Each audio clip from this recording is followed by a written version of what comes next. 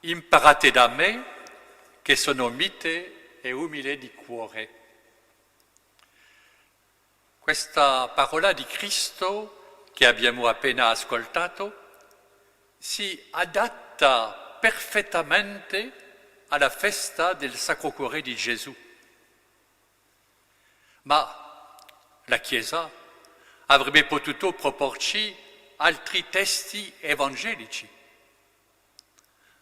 D'altronde è quello che fa, poiché nell'anno B il Vangelo del Sacro Cuore è quello del cuore trafitto del crocifisso e nell'anno C quello della parabola della pecora perduta e ritrovata.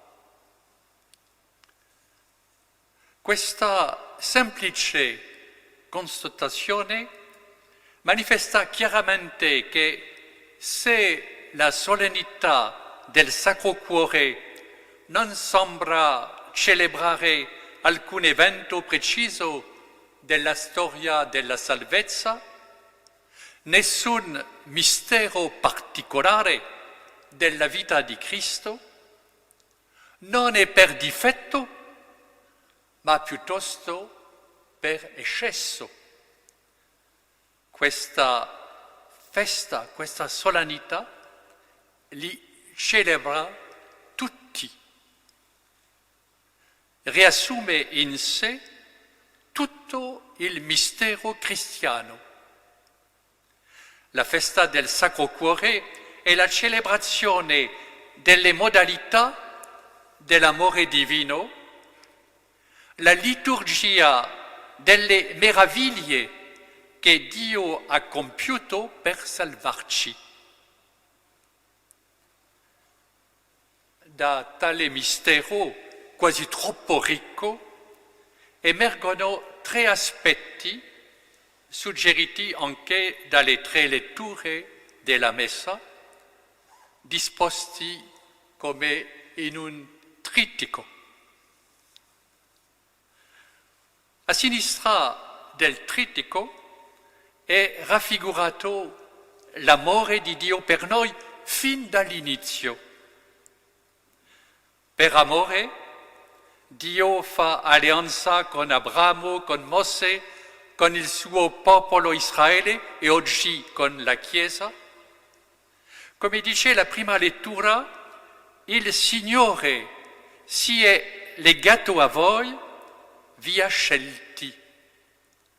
Dio si è legato a noi, ci ha scelti e questo legame è per sempre, non tanto perché siamo fedeli, ma perché il Signore è fedele e sopporta le nostre infedeltà, le nostre lentezze e le nostre cadute. Dio non ha paura di legarsi. Dio non è vendicativo, ma amorevole. Non castiga, ma salva. E con il salmista possiamo proclamare: buono e pietoso è il Signore, lento all'ira e grande nell'amore. A destra del trittico, Cristo è dipinto nella sua incarnazione, forse soprattutto nel mistero della Natività.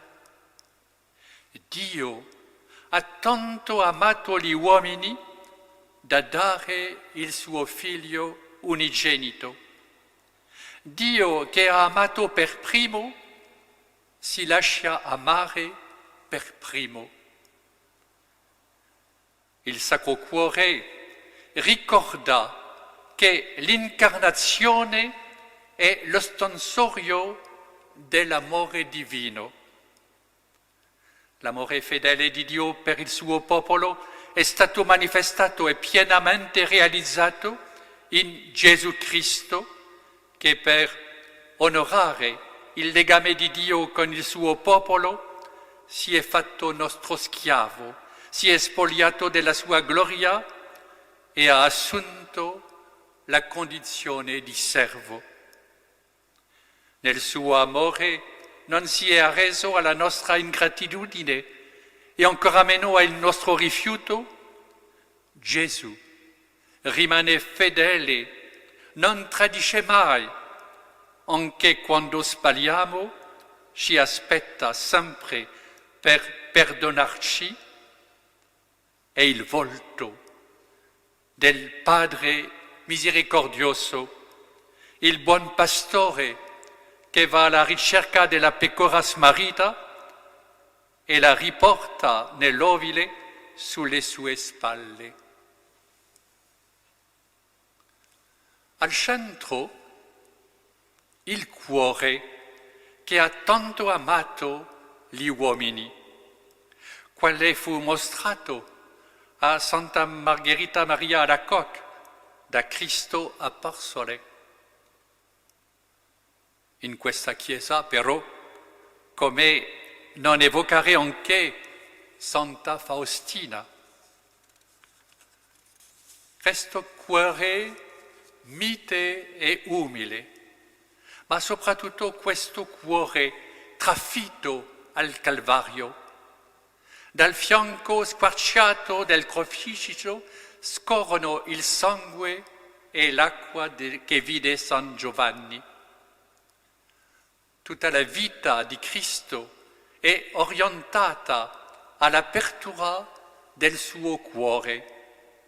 Fin dalla sua incarnazione, la vita di Cristo è stata rivolta verso questo momento decisivo in cui l'amore di Dio scaturisce dal suo cuore, permeando il mondo per farlo corrispondere al suo amore. Si rivela a noi aprendoci il suo cuore.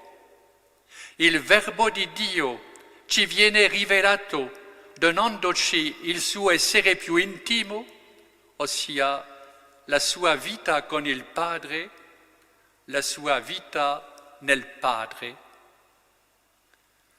L'incarnazione trova qui il suo compimento, il dono che Cristo ha fatto del proprio cuore umano in modo che nascessero la Chiesa e i sacramenti.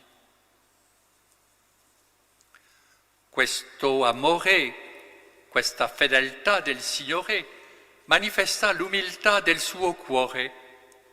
Gesù non è venuto per soggioccare gli uomini come i re e i potenti di questo mondo, ma è venuto per offrire il suo amore in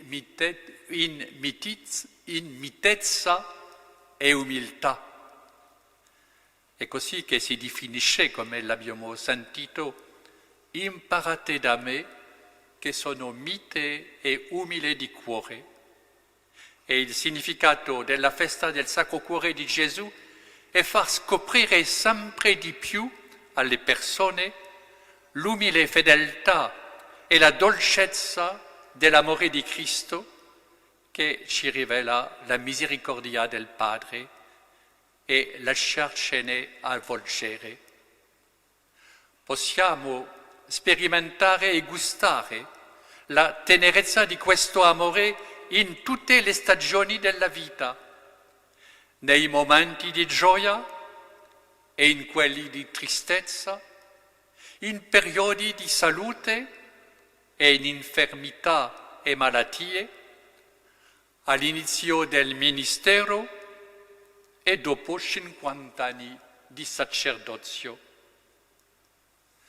Questa festa è la nostra festa, la festa di tutti, ma specialmente dei sacerdoti, poiché la nostra vita nasce dal cuore di Cristo, dal suo amore e dal suo sacrificio. In questa giornata di preghiera per la santificazione dei sacerdoti, preghiamo gli uni per gli altri e per i nostri fratelli sacerdoti di tutto il mondo e in particolare coloro che sono stati o saranno ordinati in questo mese di giugno. Non abbiamo niente d'altro da fare se non amare come Cristo ha amato. Il Signore ci chiede di interrogarci sulla nostra fedeltà, sulla nostra risposta all'amore di Dio. La fedeltà di Dio ci insegna a cogliere la vita come l'avvento del suo amore e ci consente di testimoniare questo amore ai nostri fratelli in un servizio umile e gentile. Dobbiamo essere umili, semplici e seri di fronte a questo amore che ci insegue, che è sempre nel più intimo di noi stessi e che ci chiama a incontrarlo sempre più. Ci renderemo conto di cosa siamo solo guardando il cuore del Signore. Volgeranno lo sguardo a colui che hanno trafitto. Guardiamo colui che si è offerto per noi. È vicino a questo cuore e in questo cuore che il nostro cuore trova ristoro. Stamattina possiamo dire al Signore: Signore Gesù, rendi il mio cuore sempre più simile al tuo, pieno di amore e di fedeltà. Amen.